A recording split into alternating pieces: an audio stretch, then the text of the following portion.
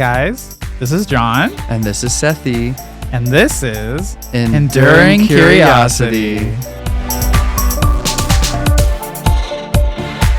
On today's episode, we talk about the Spider-Man survey drama, our beef over Eminence, and some cute magic gift ideas. Hey, John. Hey, Sethy. We're back in the studio talking about the beef, the gossip, the drama. And this time, it's back to my turn. Oh. So you interrupted me with a counterspell, but now it's my turn, and we're untapping in order to talk about Spider-Man drama. Of course, the problematic child is coming back again with more issues. I know. So, for everyone unaware, Wizards of the Coast released a survey, I think on their Facebook and other social media, just asking people how Spider-Man has been feeling, how the audience is responding to it. Now that it's been I think it's been 3 weeks or a month since the pre-release happened. So still relatively fresh in terms of release date. And mama, there was issues. And see, here's the thing. You know about these issues. I mean, we both know about these issues, but for the survey, I didn't even get a chance to see the survey before it was gone. Bitch, because it was only up for 2 hours. And then they're like, shut that down. It's getting problematic. Shut it down. They said take it out to a field of flowers. Look out to the flowers. They went out to the farm. And they shot it. Yep. They shot it in the back of the head. No. I mean, okay. So I appreciate the intent of let's hear feedback from the community. Let's take in what they're saying and make sure we improve our product. Right. Right? But with the way that it happened and the contents within, kind of mislead people into getting a sour taste in their mouth from this whole experience. So it's bad. Well, okay. So first, tell us your experience about it. So luckily for me, I literally actually saw it and I completed the whole thing. Mm-hmm. I was one of the lucky ducks that got my voice in there, and maybe I wasn't overly negative, but maybe I was one of the people that are like, there's too many negativity, take it down. I mean, I was honest about I think the general consensus in the community is similar to what I put, which was, the Spider-Man set in terms of card design was weak, in terms of aesthetic was strange, right? In terms of the quantity of Spider-Man cards and legibility of that. Guys, Sethy really said it was a flop. It was a flop. I've heard people say that it's been one of the biggest flop sets in decades of Magic. And you see, again, I can see it. I personally thought it was okay. I liked it, but I'm not going to say I liked it more than Final Fantasy. I'm not going to say I liked it more than even Edges of Eternity. Of course. I liked it. Can you name one thing you like it more than? Because if you can't, that means it's the worst. Well, I can tell you for sure I liked it before any of the other sets. Let's say what's a popular one? I liked it before. Before or more than? More than. You liked it more than what? You watch your tongue, young man. I will not. I will wag. I liked it more than basically. Okay, so when I started, say their names. Bloomsboro just came out. Oh, so anything before Bloomsboro, I like Spider-Man more than that. Oh, just because you haven't played it? Because I haven't played it. I mean, I understand you have an emotional connection because you were there when it happened. Right. You were in the room where it happened. Oh, so you want me to talk about things I have played that I like Spider-Man more than? Yes. Well, mama, nothing. Because this was most likely the worst one. So this is the worst one. Yeah, it was rough. And I appreciate Spider-Man. There's some cool cards. If you like Spider-Man out there, shout out to you. Shout out to you. Respect to you. Respect to you. I'm not going to be upset if you played at the table. Right. There's a lot of cool stuff in there too. Yeah. And I enjoyed pre-release. And the survey though was very strange because obviously it closed really quickly. How many questions? It was long. It was long, and I think it took me 20 minutes. That's not long. And it was one of those things where I was almost done. 20 minutes, girl. That's It's because I'm out here taking those personality quizzes and I get really stumped. So I'm like, oh my God, am I a fish girl or am I a bird girl? I don't know. What's my 16 personalities? I don't know. But this was like just, I mean, it was so long. I think it was at least like 50 questions or something. That is a lot, especially if it's 1 minute a question. That's almost an hour. And it was one of those things where it's like you answer something and then like 3 more questions pop up because you answered a certain way. And I'm like, oh my God, I kind of don't want to say this now. But I try to be as honest as possible. Right. But yeah, they closed it real quick. And here's some of the spicy things that they mentioned in there. Okay. So the first thing, first spicy enchilada of it all, was that there was a question early on that said, how do you feel about universes beyond in general? Ooh, right? That is a spicy question. And I remember saying, I'm like 50-50 or whatever, right? I didn't say I hated it. I didn't say I loved it. But apparently, if you put that you didn't like universes beyond, it would chop you right there.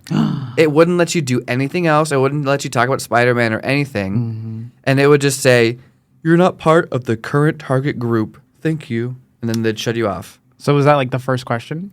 It was like within the first couple of minutes for sure. Very like before I can even like articulate my discredit of Spider-Man. I think it would have been funnier if that was the first question. And I think it should have been the first Well, question. I mean, I'm sure the first couple of questions were like demographic stuff of like, how old are you? How do you identify? Okay. Where like what area of the country you live in, right. type of thing. So it was like the first like subject related question. Okay. Yeah. And I mean, it's just literally it's a meme in the community of like, well, that product is just not for you. Right. It's like this is a standard set. Like this is in every legal format. This is going to be on commander tables. This is going to be I mean, it's the hype set that pushed Lorwyn Eclipsed back. Right. Because they said, we need to put Spider-Man out now. So other stuff are going to be held back. So obviously, it was in our faces. And it was a big deal. It was a big deal. That we had to articulate, like, our feelings about it. Mm-hmm. And the fact that as soon as you even started by something negative, they'd cut you out. So, like, in the survey business, that's, like, manipulating the result already. Right. And so, obviously, in the Reddits, everyone was like, they wouldn't even let me take the survey. And here's even crazier. Well, because didn't... So, like, let's say, obviously, you did 50-50, so they let you through. Yeah. They were like, okay, they see you at the door. They're keeping their eye on you, but they're like, Seriously? Go ahead, keep going. Well, I'm sure that when they look at the data, they are going to present the data of, like, let's just filter the people that love Universes Beyond and see... then see how they feel about the right, set. because then it's like, if they already are very positive about it, they're probably going to be more biased to answer more positive answers. Right. About, like, the card quality, the artwork, the release schedule, whatever, right? And it feels like that is, like, them trying to, like, skew the results in the sense of, like... They're like, hey... Here are the people who all said they love Universes Beyond, which means they love Spider-Man. Yeah, I'm not no statistician, mama. I'm not no numbers girly. I'm not no PhD in mathematics. Right. But something's fishy. Something's fishy here. And we weren't just gifted a fish. Not a 1-1 fish token. Not a 1-1 fish token. We were gifted a chop from the survey. We were getting a chop. So that's one of the messiest things. And then another one, which is honestly low-key problematic as fuck, was that they had a question. If you said that you had negative opinions about the set, it'd say, did social media content creators make you have a negative opinion? I heard about this. Or like, it basically was like, did you hear a social media content creator have negative opinions? And then if you put yes, it asks you. It said, say their names, Say bitch. their names. List the content creators that are putting a sour taste. It was like, say their names. Seriously. Say their names. And it's like, you're trying to like catch out people for having negative opinions about something that they do. Like, that's so bad. That's bad. They're trying to catch people out. And like, I know that Wizards of the Coast all the time, they sponsor content creators that put out, you know, honest opinions, sometimes negative, sometimes positive. But, like, they still foster that community and they still foster that communication, right? But this on the survey did not feel like that. Did not feel like it at all. Wizards of the Coast is a million, if not billion-dollar company. They are big boys enough, big girls enough that they can take a few negative criticisms about this set possibly being the worst set they have probably ever made from Universes Beyond. Honestly, ever. Maybe ever. Maybe I never. think they can take that because they should have known better. They should have known better trying to rush it. They should have known That's better right. They rushed when they it. did not get out an even, color sphere for everyone to play into. Right. Without there being enough mechanics in every color pool. Like in the order for them limited to- mechanics didn't have enemy colored decks in mind. They should have known that was going to happen. Right. Now, they shouldn't be acting surprised, but they should not be trying to be like, well, who said they didn't like it? Right. Name their names. Name their names. Yeah, I feel bad. I mean, I follow this content creator named Jim Davis, and they do like limited of each set, and on Arena you can like rank up in the limited format. And he put out a video that's like, me trying to play the Spider-Man set is tanking my channel. Like it's literally whitelisting is because like I mean obviously less engagement from fans, so less people watching it, and so as a YouTube creator, it's like shadow banning his YouTube channel because if there's a bunch of less videos that have a lot less views, suddenly YouTube's not going to really support you anymore and put your videos out as much. Right. And so he's like, I gotta stop doing this because it's literally killing my income. It's killing my channel. Just like so sad. Do you wonder if maybe that's why when they did well, first off, they didn't even get the IP for the like online cards. Yep. But do you think that maybe that was also like not only did they not get it, but then when they made those cards with alternate art, it was to help so that way people wouldn't see the Spider-Man cards, so that way they wouldn't be like ew. Instead, they would see these other versions of the cards, so they'd be like, okay, this is tolerable. So then maybe they were watching more videos. They definitely had to do something, right? If you have no art for the cards and you have no like way to legally name it like what it is in paper, they had to do something. And the fact that they scrambled so fast to create duplicates of every single art piece in the game shows that they have the power to like be creative and like do things in a short time. But Spider-Man was not that. Spider-Man was, again, I feel like Spider-Man was the test. It was the test to see what and how far they could go with a Marvel set for the first time. And honestly, I think that survey was also a test, and they wanted to like get good feedback for like Marvel, and like say like, oh, the fans love it. And so as soon as when the fans were not loving it, they shut it down. So you know what else I looked up prior to like us like talking about this? Yeah. So earlier when they were doing a Marvel set, some of my friends were talking about like, hey, if they did a Marvel set, who would even like would they make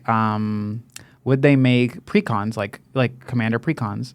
And I was like, I think they would personally for a Marvel, like full Marvel, not just specifically like Spider-Man or not just specifically like Doctor Strange or something like that. Like specifically, this is Marvel. So like in my head, I would be very disappointed if in the future when we get a Marvel set if they did not have precons. They have to. They have to. I mean, the fact that Avatar doesn't have precons is so sad. That one is sad. I think it's just I'm they're very rushing shocked. too fast to put these things out. They're like falling short on the things the fans want. Right. And so it's so like disappointing. And I also kind of wonder if they've been like cutting back on making like reskinned versions of like cards that we already have. I know they're gonna have some cards that are already in play and they just like put Avatar over it. Like what is it? Fiery Confluence is one of them. Sure, yeah. And then I wonder if like they just wanted to cut back on doing that just to push out more original cards. Right. Which I'm like, that's okay, but like we both know that Commander is now a big seller. So like I wonder if also okay, so this is my other point is if to cut other point is to cut back on reprinting cards, but also to cut back on when they make precons for people just waiting to not buy them and then waiting until they get shipped into like Costco's or Targets or Walmarts and stuff like that. You got your And then conspiracy theory hat on, sis. Well, but here's my thing. I think it's very valid because a lot of people are going to those places and they are buying them for like much Scooping them cheaper. up, bulking them out. Much cheaper than well, what they that's the are. thing is that local game stores can charge what they want. I mean, they're encouraged to charge, MSRP. But big retailers like Costco, they don't care. They don't care. They bought it knowing they were to make that flat profit and just move it along. Really, literally, they're not scared because they can afford to have it be like $40, maybe $50, maybe $60. But compared to like what game stores or compared to what you're finding online, they might go for sometimes double that. Right. Game stores are willing to charge up if it's a really popular precon. And it's like pros and cons to that, and it also depends on their game store. I know that the smaller game store we go to is more honest with it, and they still sell it at MSRP. But I know some of the bigger game stores are willing to charge up if it's popular. Yeah. So just depends. That's my little theory about that it. little like scheme of like they're just waiting to put it to big stores. I mean, it makes sense to me. Maybe they're waiting to like do a different kind of contract where it's like, okay, this is what other stores are selling it at, so you have to sell it at this. Maybe. Well, actually, that's the idea with MSRP, like the suggested retail price, whatever MSRP stands for, was that like in the past they'd say to everyone, we're going to put out these commander decks, and game stores are going to charge $35 for them, and this is what they should charge for it. Right? Game stores can still change that, but since Wizards announced what the MSRP was, that means like people know immediately, oh, that's not a good deal. I'm not going to buy it from this game store. Right. Right? So like it put more pressure on the game stores to be more competitive with their prices. But then for a couple years, I don't know why they did this, but they stopped announcing MSRP for things. They just would sell it to the stores and say, you can charge whatever you want. Right.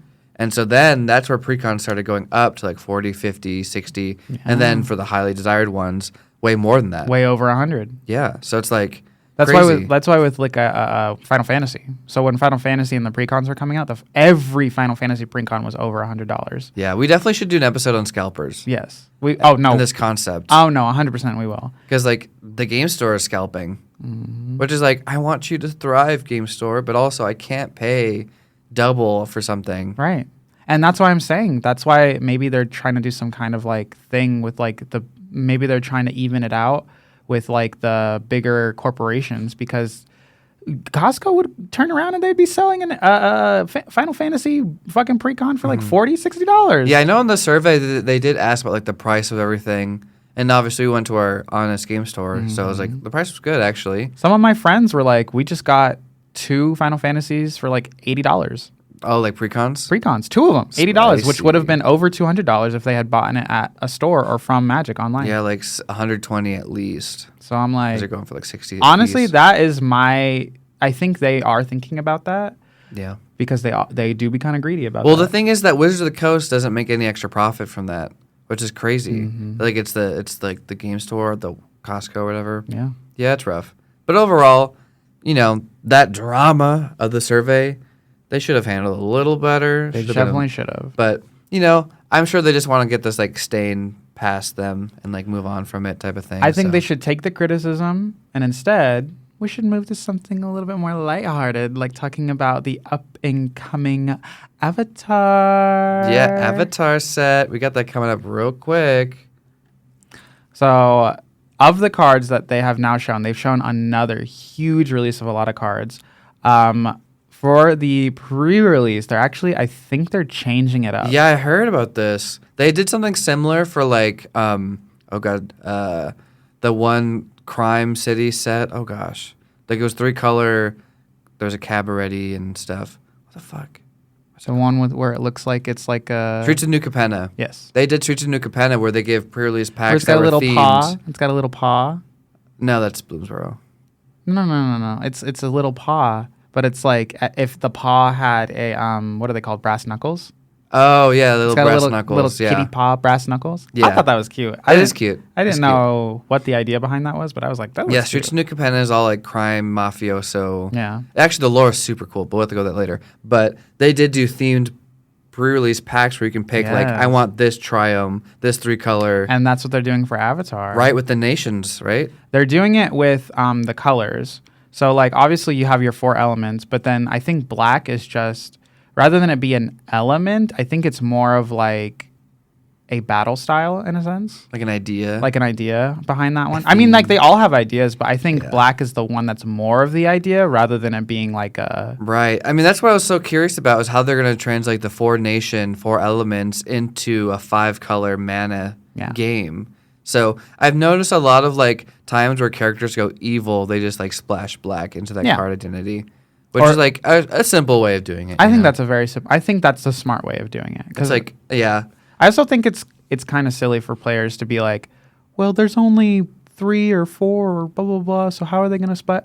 Mama, who cares? If they do the cards right, they're going to do the cards right. Stop trying to fit like these are the 5 criteria they have to fit in order for every color to feel represented. That's me though. I'm like, the world of Magic, every single plane has all 5 colors in a unique way. So like trying to put that on top of like the Avatar thing is just kind of weird. Like the fact that like the mono black Azula has fire bending, making red mana. So like imagine if you play as your commander, you can like have a black commander that makes red mana. Right. It's kind of confusing.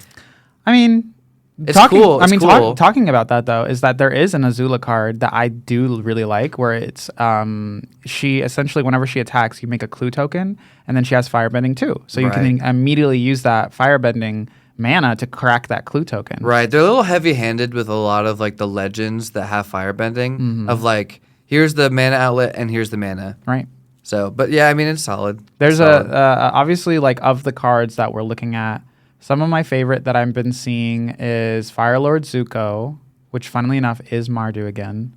But I have to decide whether I would actually do that, because even though it's a strong card, it's a completely different playstyle from my Zurgo. It's so funny because you call yourself a Simic lover. I am a Simic lover. And all these Mardu cards are calling your name. Well, let's talk about this. There is very little Simic love in the Avatar set. That's right, huh? I can't even think of any. There's a lot of Azorius love. What if they're doing the thing where like certain color pairs aren't as loved? I wouldn't be surprised. Well, and then that leads into okay, so the pre-release you get one box where it's one of that color. Yeah. And honestly, from what I'm seeing, I might either lean towards green or I might lean towards black. But I'm pretty sure I'm going to lean towards green. You're an earthbender. Because I'm usually a waterbender. But for this reason, for green, there's some cards in green that they be looking a little spicy. And I'm not gonna lie. Okay. I'm not gonna lie. I would 100% be down to add them into my already existing Simic deck. So I think that's why I'm looking to lean towards green. Yeah. But if not, I would lean towards black, because then I could add that into my Zurgo.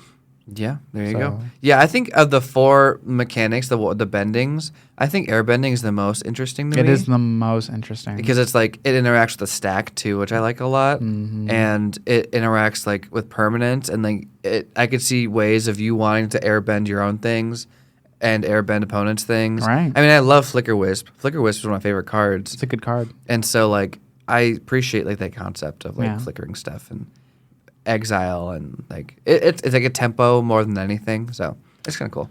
Anyway, that was all I had to say about that. I think it's time we pulled out our swords. We need to go to combat. We need to go combat right now, because we got to talk about Eminence. Oh,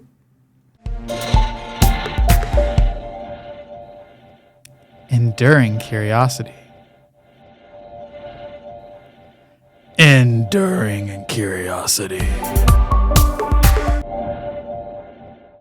Oh, John, I'm coming in hot right now because we're going to be moving to combat because you said something crazy that I'm crashing out about right now. Do I dare repeat what I said? I'll repeat it exactly how you said it so the listeners at home can hear the foolishness that you spoke out of your mouth. Audiences, look at him twisting my words.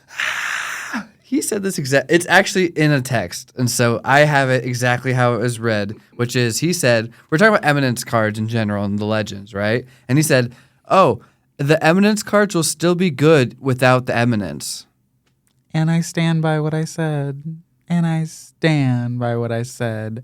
Audience, you didn't see it, but he just rolled the biggest eyes at me. I'm so mad, y'all. I'm crashing out. How does someone think that the Eminence cards are still good even without Eminence? That's the main reason why anyone even cares about them, is because they have Eminence. I'm standing by it. I personally think that the Eminence, at least the top three strongest. Oh, now you're changing it. I'm not changing it. I'm quoting you verbatim, and then you add in new clauses.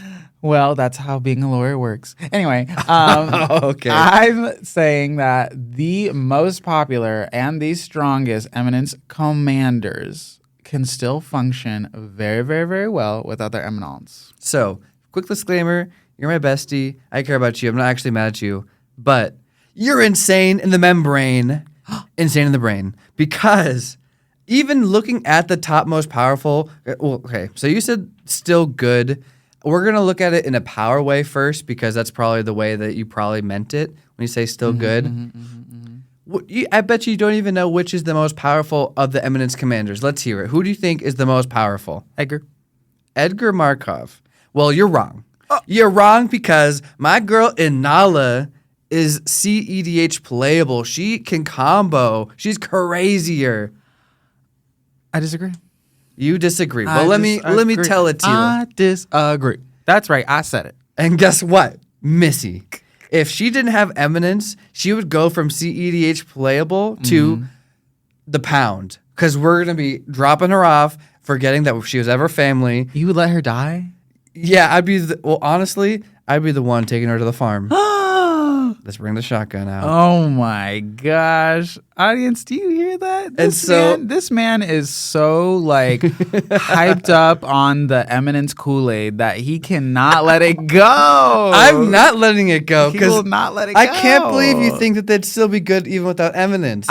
Let me show you. Let me give you an example. Let's hear. Okay, so do you agree with me that Inala is still is garbage without Eminence? If we just whited out the Eminence part. Disagree.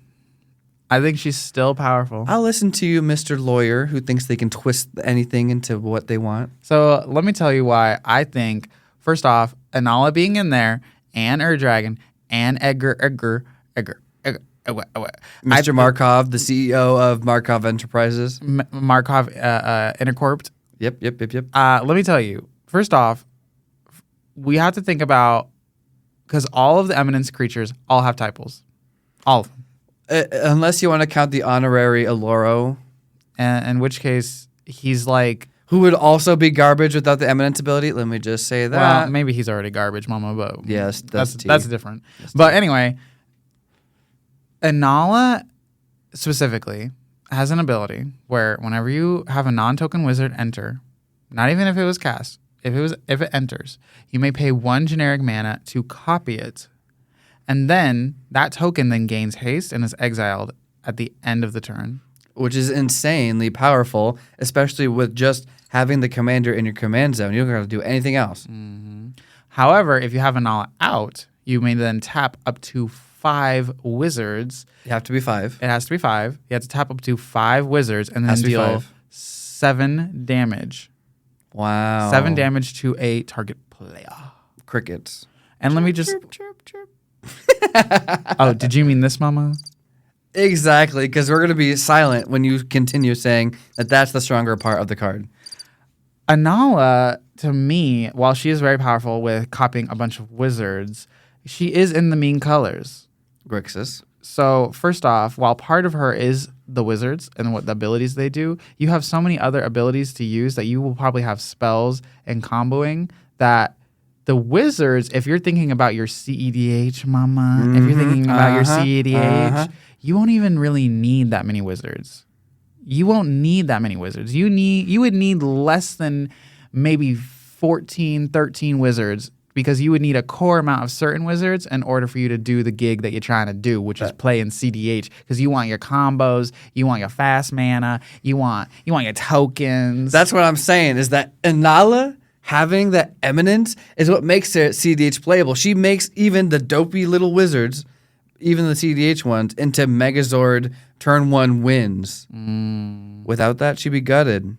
She might be a little bit more gutted than our top 2 contenders. That's what I'm saying. She's still powerful because she's in the mean colors and her ability is goated. Well, I don't think the 5 tap to deal 7 is goated. Oh, it is. You want to know why? It ain't. You want to know why it is? Say it, sis. Because if you have an Isochron Scepter...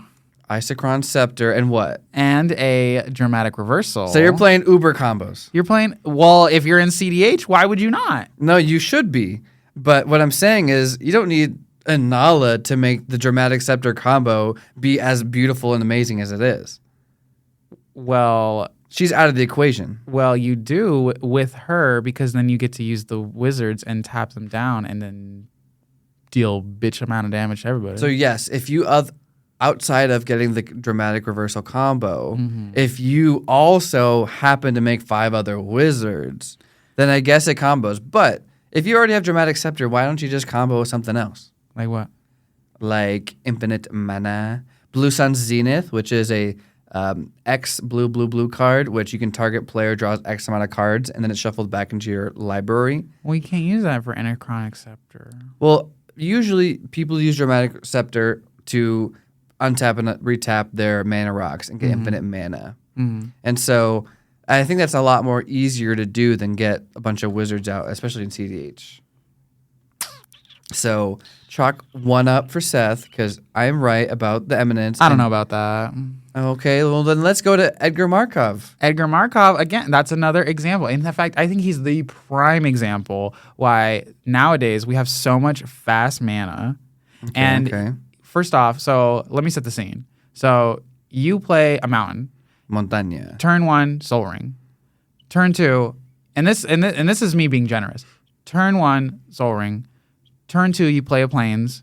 You get out a Thought Vessel. Then turn 3, Swamp. You basically have all the mana you need right there to get him out.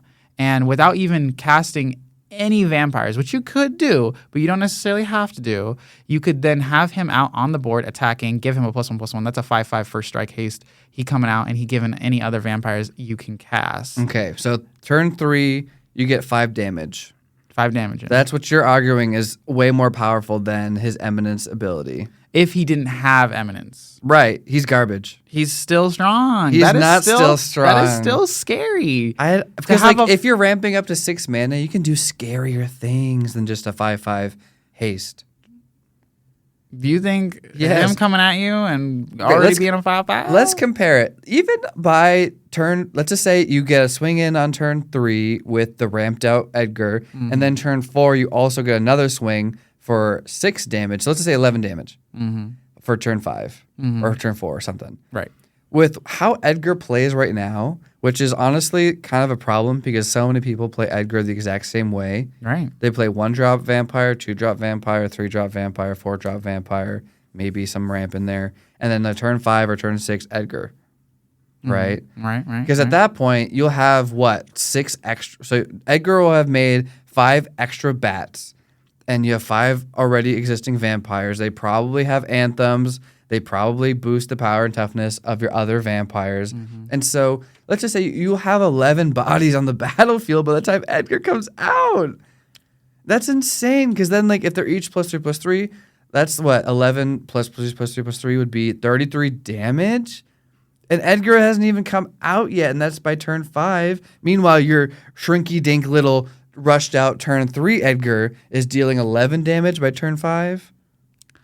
The math ain't mathin', sis. It ain't still good. I'm just saying that Eminence is a cherry on top. It's a cherry. It's a cherry on top. You take the cherry off, your commander should still have a good cake to work with. Well, this cake has been smashed, and this sundae with the cherry has been melted because Eminence is the main thing. Eminence is the main squeeze. I feel like so many people, when they're building a typal deck, and they see that their tribe has an Eminence commander. Unfortunately, the entire Magic the Commander or Magic the Gathering commander format is just on the same pill of I'm just going to play the Eminence guy because he's the Eminence guy on my colors, and that's just what I'm going to do. Mama, that in it right self then and there, that's your flaw. That's my flaw. Your flaw is that you're running every other deck exactly like every other deck.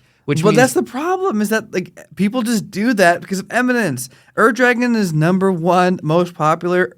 Edgar Markov is #2 most popular just because they have Eminence. But now you're essentially, if you're running it exactly how everyone's running it, you're telegraphing what your deck is, and that means everyone can figure out exactly how to fight you. Oh, people will know. Yeah, exactly. I mean, just from when you put the command zone of your commander, people realize, oh shoot, Edgar Markov's going to be so fast. Exactly. I got to make sure I'm ready for that. And not only that, it puts a target on your back. And there should be, because the Eminence makes it so strong. Exactly. It's strong. Exactly. But it's strong. But my argument is that it's still strong without Eminence. So even without the Eminence ability, here's the difference between having the Eminence ability and not having the Eminence ability. Having the Eminence ability means that people are going to target you from the gate. From the get-go. You are the target. Because you're very powerful. Because you're very powerful. not having it, you are still powerful, but now you're not as much of a threat, and there's a lot more room for people to guess where your power scope is. So Edgar not having the Eminence ability, essentially all of the Eminence bitches not having Eminence, it's the difference between, for me, being in bracket 5 and being in bracket 4. Because most of them fall in bracket 4, but with the Eminence, pushes them to bracket 5. I don't know if I'd say Edgar's bracket 5. I don't know if I'd say Dragon's bracket 5. They're strong, but not CDH strong. I mean, if it's a free effect that does a free thing, that's pretty. Yeah, it's good, but I don't think it's 5. But I mean, and I kind of do. I mean, I definitely do agree with you that if your commander is less powerful, you fly under the radar more. Exactly. If I see an Eminence commander, I know that you're a threat. I will be swinging at you early. Maybe not if it's a Rabo or for the weaker ones, right? But yeah, that's a little. Yeah, I mean, that's why I said top 3. You're adding on top 3, Missy. Don't you forget it. And you know what? And while we're talking about top 3, the other 2 are Anala and Dragon. But let me just say, while Anala would be very interesting with her ability without having Eminence to get her out and to start copying wizards, I think that Dragon is very redundant in his ability, where he has an Eminence that's like, oh, all your dragons are -1. But also, when you get Dragon on the field, whenever you attack, he already brings a free thing out. Yeah, the cheating. I do think that for dragons, the -1 cost on them isn't as explosive as it could be for like a different effect or for a different tribe. Right. And I do think like if you were to take off the Eminence off of all the commanders, I'd say probably Dragon's the most inherently just powerful, still left standing. But the people that are playing Dragon care about the Eminence. And they probably only play it because like, oh, this Eminence is going to help me play my big dragons a turn earlier, and I like dragons. Which is so lame because there's so many other dragon commanders that are so much cooler, like Tiamat. She's like, find you 5 dragons. She's the mother of all evil dragon kind. She's badass. She's beautiful. 5 heads. And I she love also her. gets you free shit. Yeah, well, yeah, she's like tutors into your hand, and she's pretty cool. So I like her a lot. But like, people just like are so narrow-minded. They're just like, I have to play Dragon. And there's some cool Dragon things, and like it does cool, powerful things. Not denying that, but it's like you're just playing a deck that so many other people have, and there's like a uniqueness factor that I think is really important to me, and which is why I think the Eminence design has always been too heavy-handed. Because absolutely. People always are like, I need to play the Eminence commander if I'm playing that tribe. They need to play him because almost all the Eminence commanders, I think you've mentioned this, have more color options in their tribe than the other counterparts. I think a lot of people play Edgar because they probably have 1 or 2 white vampires that they want to include in their deck. But, you know, if you're playing a different... There's not that many good Mardu vampire commanders that are very good. I mean, there's some, like, neat ones, I guess, but not, like, cool, like, powerful. Edgar and Dragon set the standard a lot for Dragon and what dragons can do and what vampires can do. But the Eminence, again, is that extra cherry on top, which pushes them above, which makes them so powerful. But again, without them, they would still be incredibly powerful. Oh my They God, would you're still singing be again. incredibly powerful. You're putting 10 toes down, gripping into the earth. 10 toes down, gripping into this reality that if Dragon did not have Eminence, he would still be disgustingly powerful. Y'all, I'm crashing out. Y'all need to mention in the comments if you're on Team John or if you're on Team Sethy, because this is insane. We need a divide in our fan base just because of this. Yes, you're Team Sethy or Team John. It's like the bobbleheads in the Monation. You're driving us apart. You're driving us apart with your crazy beliefs. And if we're being honest, I'll take the spot of Bob, and you can take the spot of Monet. I love Monet. Because Bob's usually right. So... Not about this. In the comments, my people will be rising up. Not your people. My people will be rising up and saying that you're crazy with it. Remember, y'all, the quote that he just defended was, the Eminence cards will still be good without the Eminence. And he said they're still will be just as strong without the Eminence. And they would be. And they very much would be. The girls are girls. Especially because both vampires and dragons are notorious notorious for having some of the best stuff that makes them so powerful. So Edgar, The tribes can be powerful, but the commander is insane. The commander is insane, but the Eminence ability, regardless of whether it's on the field or not on the field, is still insanely powerful. It's too powerful. The Eminence on top is just, again, it's what drives that extra. It literally, if let's say you have like bracket 3 fucking Edgar, Eminence just makes it bracket 4. Literally. That's what it does. That's making it not as good. But bracket, and you just admitted to my point. Thank you. I'll take another one. Thank you. No. You just admitted that it'd be an entirely different bracket if it was without the Eminence, which is what I'm saying. Yeah, but that's still strong. Mama, that's still strong. That's still powerful.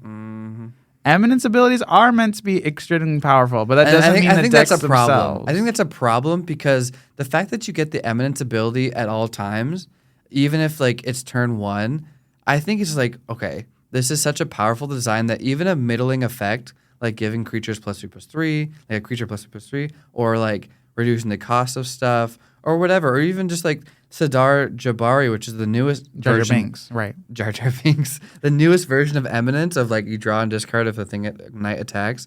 It's like the fact that you just have that forever just makes your deck so much stronger in a way that like it can't be too overwhelming of an effect. And I think Edgar is overwhelming.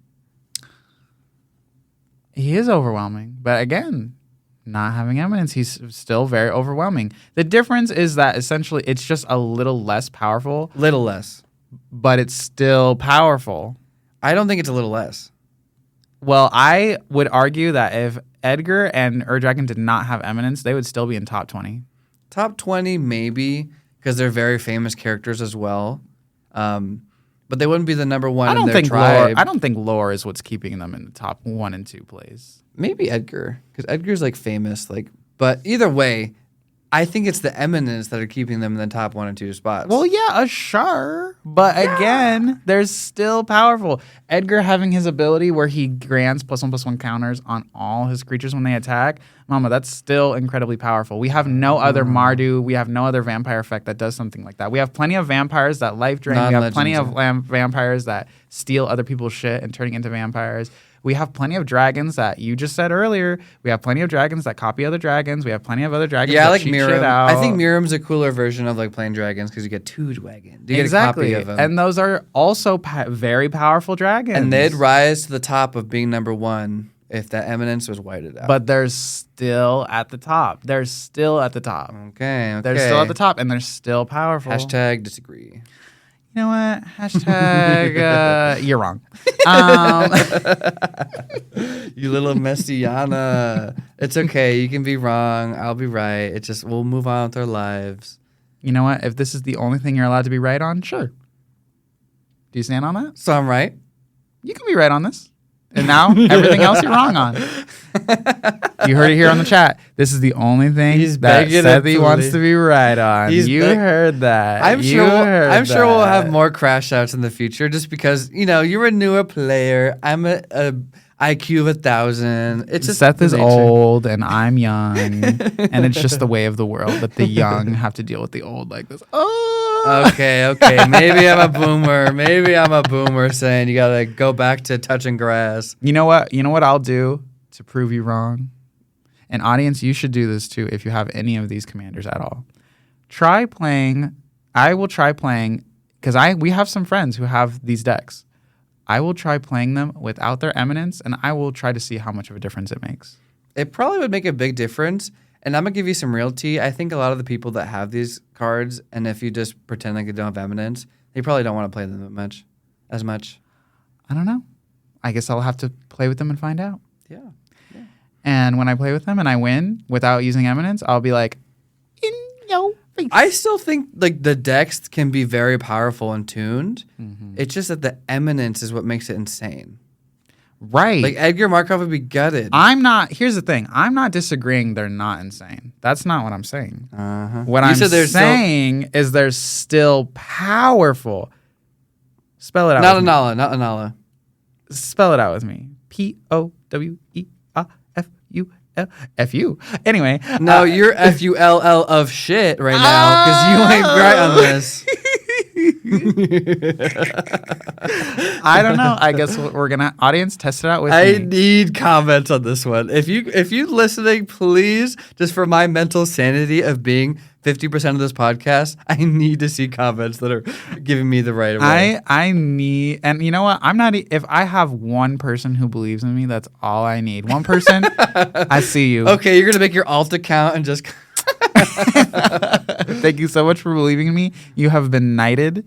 You have been my style, like my whole life. Your whole? Oh my! If you comment right now, you'll get. You get a free hole. Okay, we're still good friends. We're good friends here, and we got to make sure that we think about now that it's the holiday season. We got to be sweet and think of good Magic the Gathering gift ideas. I already thought of yours. I have a surprise for you too. Guess what mine is? I don't know. What is it? Is it a surprise? Can I know? A Jet 2 holiday. Okay. We'll see you there at the gift section. Yay! Enduring curiosity.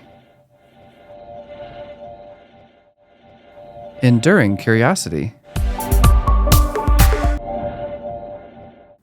Ooh, now we can cool down from that insane session we just had there. I'm cooling, and I know. Eminence makes me mad. what's this? It's cooling down. Sethy, look around us. A reindeer. A snowflake. Tis the season of gift and giving. Tis the season of gift and giving, and Yeah. what's that? Someone's thawing in the distance. Thawing. Mariah Carey. That she's everywhere. We probably have had enough of her already, and barely Halloween's over and barely Thanksgiving's over, and now it's her back. time. It's her time. Where's the Mariah Carey magic card? Oh my God! You keep thinking in the weirdest directions of these secret layers. You're like, we need a Mariah Carey card. You know that's what would bring the gays in. Oh my gosh, the Sabrina Carpenter lands. That one person. That with was proxies. you. That was you. I'm not even like obsessed over them. I just think it's cute. Audience members, extra large doubt going on here. But anyways, let's talk about ideas for gift giving in Magic. Yay! So not Ms. Bumbleflower. No. We're not talking about paying your gift cost to get As much extra as effects. as much as I would love more cards with more gifts. I love that mechanic. It is a cool mechanic. But yeah, let's talk about a few Yeah, in gifts. Strixhaven they had it was play tested as something called a student cost, but it was something similar where you gave people something for a cheaper cost of the card. But anyways, I have given people some holiday gifts and birthday gifts that were Magic items or Magic related, Okay. and I plan on doing it this season as well. What do you got? What do you create? So I like to do more fun, creative, innovative things. I'm the icon of innovation, but let's talk about some of the simpler items first. Okay. So obviously, get someone a card that they really want. That's a good gift. Kerrigan did that for Jake's birthday. Yeah. Miss Bumbleflower, that's so funny. We just talked about it. And she had people sign them too. Yeah, she got him like the whole deck and like had different cards signed by friends. Which That's is so funny cute. when I think about it because I wonder if like when you're shuffling that deck, if like the signatures are gonna go away. Are because they on the card or on the sleeve or the on sleeve? what she should have done. She should have had an inner sleeve, Ooh. and then you sign the inner sleeve and then put it in. and outer sleeve. Yeah, Mm-mm. I double sleeve my decks. Do you double sleeve? Raw? You go in raw? Okay, I do sleeve the commander decks, but if it's not a commander deck, most of the time it is raw. Bro says raw is law. But I have been doing better. You I better have be on been prep. doing- As long as you're on prep. My decks are on prep. There you go. There you There you go. go. But I mean, you store them in like boxes or something. Yeah, right? yeah, I got boxes. Yeah, I'm the same way. I store most of my cards in boxes or in like things, which actually that's a good gift idea is like a storage box. A or storage something. box, yeah. Or a binder. I definitely want to make a trade binder because I have like a little box of like Commander staples. So I feel like I should just have a binder that's all Commander staples and I can bring it out. And like if one of my friends are like, oh, I really need an arcane signet. I'm like, I got you. Yeah. So, yeah, little gift ideas like that are nice. Like getting the card they want, getting the box they want. A spin down, personally, I think would be a very cute gift. Yeah, spin downs are useful. Especially because, like, I feel like spin downs can also be used in a versatile amount of ways. Right, they got counters or whatever. Dice is nice. One I was gonna say was customized tokens. Yeah, that's an interesting direction. Yeah, custom tokens. Like, let's just say for my Lara Croft deck, I have like special treasure tokens that I like to have to use always, and like I reserve it for just that deck. Yes. And just for that time. Yeah. So yeah, like some signature kitty tokens or something. I think also like I don't know if you've seen any of the games at Commander at Home, but one of the trademark things that they like to do is when they have people over, like Olivia likes to make custom like art cards. Aww. And I'm like, this is so cute. Yeah, that's beautiful. That's really cool. I mean, in a future episode, we're going to be talking about the custom cards you've made. And so... Spoiler. Oh, sorry. But it's true, audience. We were going to hit you with a big old surprise of that. But it's okay because this is a surprise. I think that you're really... If you're like... I don't know. This guy doesn't sound like he's new to Magic. Mama, let me tell you, when I made these cards, you're going to be like, oh. We'll have a lot of conversation with that. But this is our positive happiness This is segment. a positive happiness segment. So a custom card is cool, or giving them like, like some lands that are like have really prettiness on them. I saw at the game store, our local game store, they have foil sleeves, like inner sleeves. And so you can like have this inner sleeve that has like rainbow foiling on it, and so like all of your normal cards can look like they have foil on them. Ooh, that's really interesting. Yeah, I'm actually tempted to buy some and like make a deck where I don't worry about getting the like the foiled cards or like the blinged cards or whatever. Yeah, and just use those sleeves, and then it's like they're all matchy blingy. That's really cool. Yeah, they're really cute. So stuff like that. I mean, getting them a playmat that's like of their commander. That's really special. And then I think another one would be I think another one would be like I mean, and this could be like done for like everybody, but doing something that's like maybe like not for one person unless you really, really want to. Maybe they play more Commander games or maybe any kind of games, but getting like a little whiteboard. Oh yeah. For like talent, because you know how at least with our groups, everyone keeps track of life total with their phones. Yeah. Which is fine, but then of course when someone's phone's about to die, and then like, or someone happens to get a lot of messages, sometimes it can mess up like blah blah blah. Do you know what they make that's super useful? At pre-release, I went against someone and they had like this. I think theirs was called like a boogie board or whatever, but basically it's like a tablet that like you can write on and it's erasable, but it doesn't use any battery or anything. I don't know how the technology is there, but like it's really cool because they were like keeping track of life totals and stuff. Like an Etch-a-Sketch. Yeah, like an Etch-a-Sketch basically, but with a pen. Oh, yeah, like a stylus. That sounds interesting. So like stuff like that's pretty useful too, like just like to help the gameplay of it all. For my friend getting into more creative stuff, he was really interested in Nicol Bolas. Okay. And so I got him like a card package of like a bunch of different cards that cared about Nicol Bolas and like different like him doing different effects, like the chibi version of Nicol Bolas. Oh yeah. And so it was like they're really cute. Maybe like 10 cards, like kind of like a package to like if he ever want, because he said he wanted to make a Grixis Nicol Bolas. Did you deck. make a custom like little pack for him to open? Basically, yeah. Aww. And there's like all these themed cards and like other Grixis staples that I think he'd like.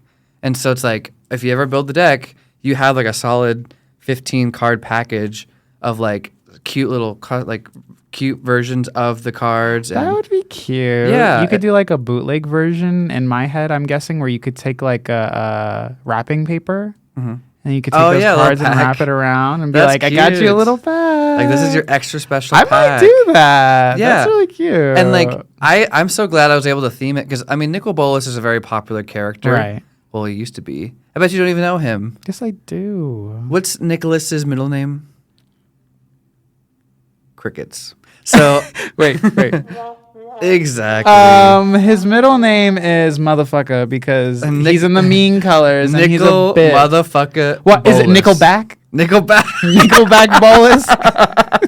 Nickelback bolus. Honestly, you win that one. Yeah. You win that Yeah. one. I give it to you. Nickelback bolus. Nickelback bolus. He used to be in a band, and then they kicked him out, and that's why he's as Look mean at as he this is. photograph. He's like, and it's like him as a baby. Oh, yeah. So, anyways, Nickel Bolas had a lot of different cards of him doing stuff, so it worked out really perfectly, you know. But like if you know someone that likes a character, like Kerrigan likes Vraska. That's true. Yeah. Like you can make a little Vraska package of like the 3 different planeswalkers, and then like so the Gorgon things that she likes to do or whatever.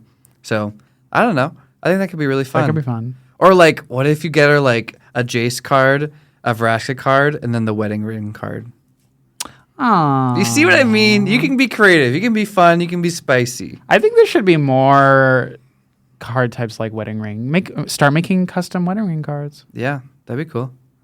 And do you have any other ideas? Because I'm going to mention something that involves you not listening to. You're gonna kick me out of the pod just so you can tell the audience about a secret gift? Yes, because me and the audience got to get personal real quick. So John, be gone, thought. Path to exile. Path to exile. Hey, audience. So just so you know, John did step out of the room, so it's just me in the studio. And firstly, I have to say, that punk bitch tried it by thinking he could win the Eminence argument because he was wrong. He thinks that the cards with Eminence are still good even without Eminence. Yeah, right. Yeah, right. Sound off in the comments if you think I won that one because I definitely did. But anyways, so the secret little gift I got for John was because we're doing our Enduring Curiosity podcast is that on Arena, they do original cards sometimes just for Arena. And so they continued the cycle of Enduring Curiosity. And they did a Is It one called Enduring Friendship. And so there's a special card called Enduring Friendship that I got printed at a proxy store, basically. And so I have the cards IRL. And so I'm going to be giving the actual cards to any of the guests on the podcast. Shout out Kerrigan. You probably have one right now in your hands. Thanks for being on the podcast. But for John, since he's my beloved co-host, I got him one of the cards, but I put it in one of those plastic card display cases that are like a solid plastic protection thing that have like a magnet they can open and close. So I got one of those, and I got some pretty little flat back jewels that I bedazzled the little case for. Yeah, so he's going to be all happy with the cute little blinged out Enduring Friendship card. So I'm really excited for that, but I don't know what I want to do for Christmas because that bitch is needy, bossy, complicated, needs everything. So let's bring him back and see what he says. Welcome back, peasant. I hope the life gain I got was worth you exiling me. Yeah, maybe I could say I gained life or I was living. Oh, wait. That was... Swords to Plowshares. Swords to Plowshares. Path to Exiles. Path to Exiles is going to land. A basic. You're plowing the fields, or what else were you plowing out there? Let's just say there are some people out there who are also interested into Magic. Okay. So I showed them my deck list. Oh my God, that's the best pickup line ever. Hey babe, can I show you my deck list? Oh my God. I promise you it's stacked. Oh my gosh. It's like, you don't got to cut this. You don't got to cut this. There's a few game changes in this. Unzips pants.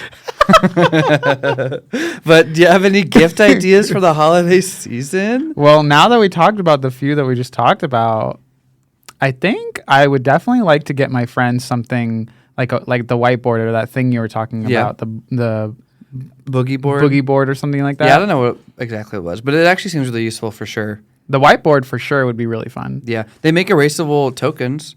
That too. That would be really, really fun. Those are nice. Definitely, I think it would be really fun for me to be like, okay, guys, everyone give me $5.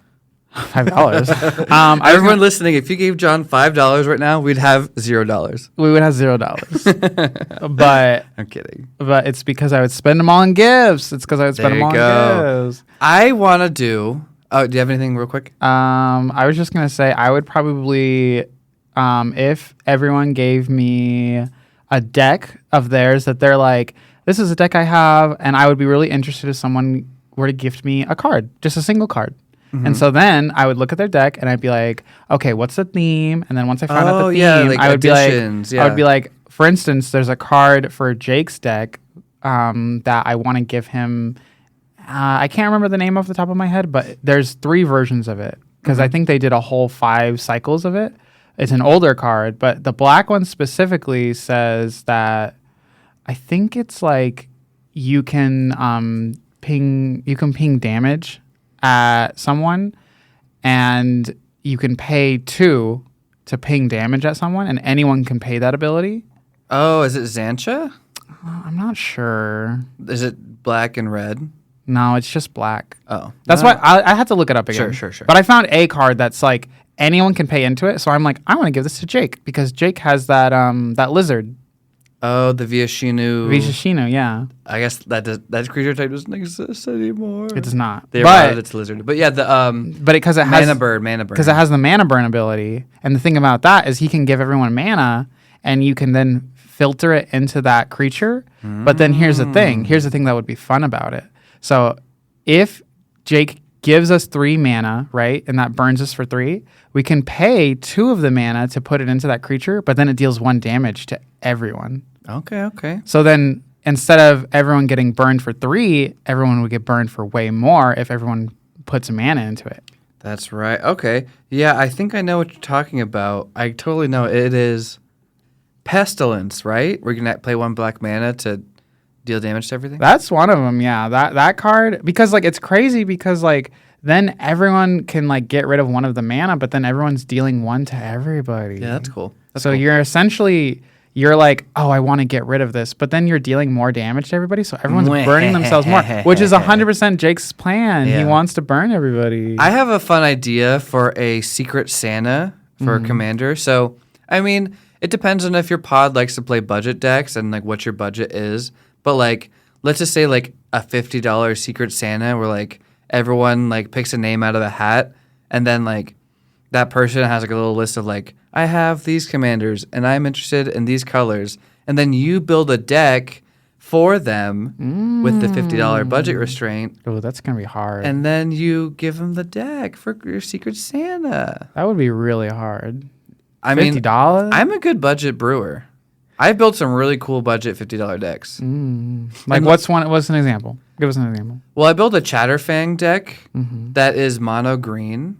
Okay. Chatterfang, but that's just because I think Chatterfang's effect of making that many extra squirrels equal to the number of tokens you make is so powerful. Because like you can make 3 food tokens and then you make 3 more squirrels just for having Chatterfang out. And so it's basically like a token swarm deck.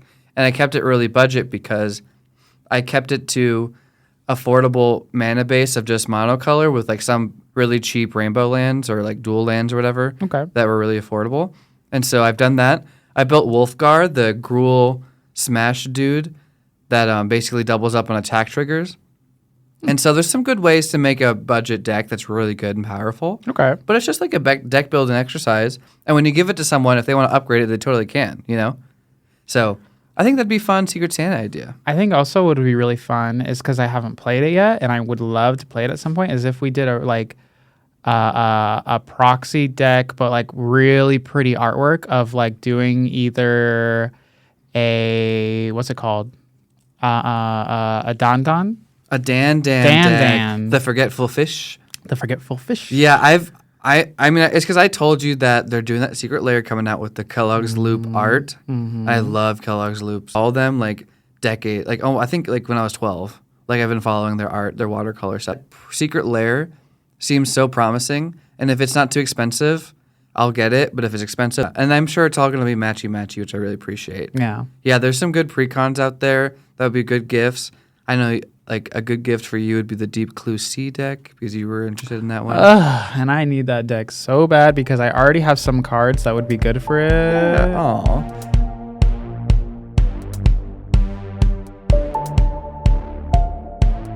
You just listened to Enduring Curiosity. Feel free to check out another episode. And this is your host, John. And Sethy. Bye.